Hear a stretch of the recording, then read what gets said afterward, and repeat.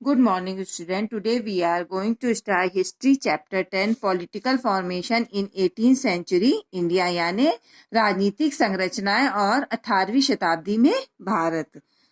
औरंगजेब की मृत्यु के बाद साम्राज्य का तेजी से पतन हुआ। 18वीं शताब्दी में औरंगजेब की मृत्यु तथा भारत में ब्रिटिश साम्राज्य की स्थापना के बीच की अवधि में कई स्वतंत्र राज सत्ता में आए।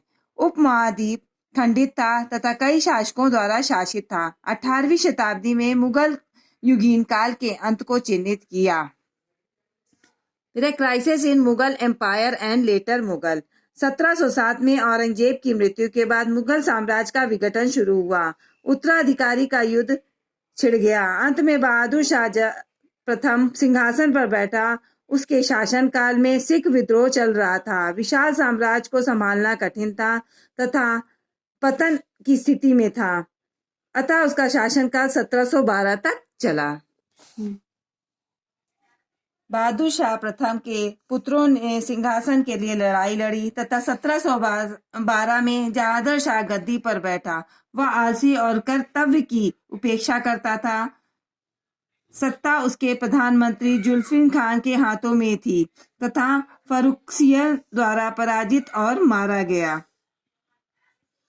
1719 में मोहम्मद शाह गद्दी पर बैठा। उसके शासनकाल में दक्कन, बंगाल तथा अवध जैसे कई प्रांत स्वतंत्र हो गए। बहादुर शाह जफर का साम्राज्य लाल किले तक फैला था। 1852 में के विद्रोह के बाद अंग्रेजों ने उन्हें बर्मा निर्वाचित कर दिया। 1862 में उनकी मृत्यु हो गई। उनके बेटों को मार दिया गया तथा इसके साथ ही मुगल साम्राज्य का अंत हो गया। Reason for the decline of the Mughal empire. Mughal साम्राज्य के पतन के कारण मुगल साम्राज्य के पतन के कई कारण हुए थे।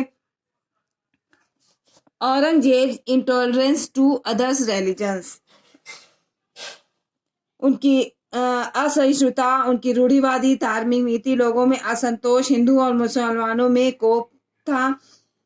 लैक ऑफ कॉम्पिटेंट रूल्स, सक्षम शासकों का अभाव। उत्तराधिकारी कमजोर थे। शासकों को कुलीन हाथों में छोड़ दिया गया था जो स्वार्थी एवं लालची थे।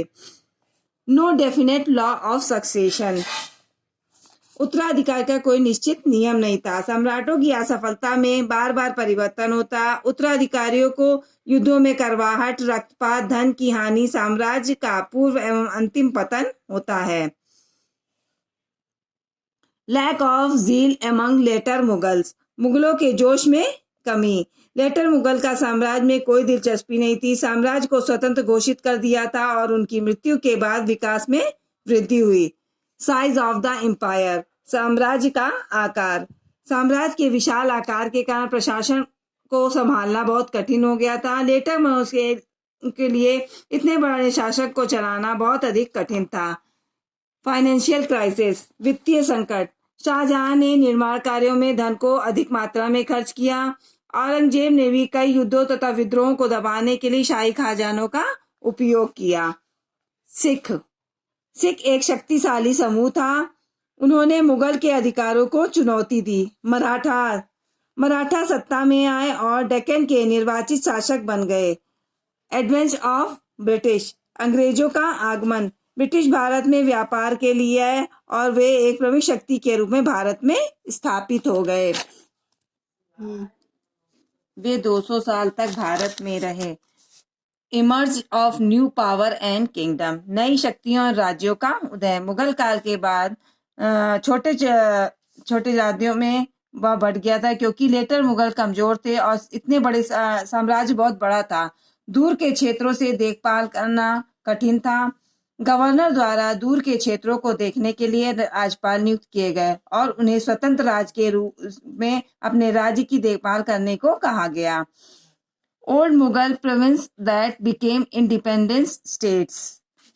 हैदराबाद, पुराने मुगल प्रांत जो स्वतंत्र राज्य बन गए थे, जिसमें हैदराबाद। औरंगजेब के शासन के दौरान हैदराबाद दक्कन में मुगल साम्राज्य का हिस्सा बना और औरंगजेब की मृत्यु के बाद मुगलों ने निजाम उल मुल्क को राज्यपाल नियुक्त किया। 1713 में आसफ जहां दक्कन के गवर्नर बने।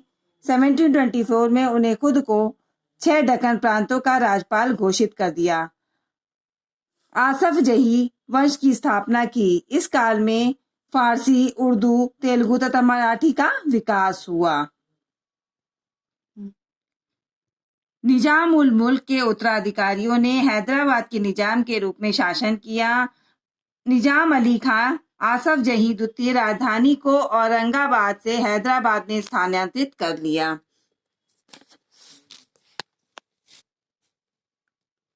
ब्रिटिश काल में हैदराबाद भारत का सबसे बड़ा राज्य बन गया। 1940 तक निजाम राज्य के शासक दुनिया में सबसे अमीर बन गए। Now class is over. Next will be continue on tomorrow. Thank you class.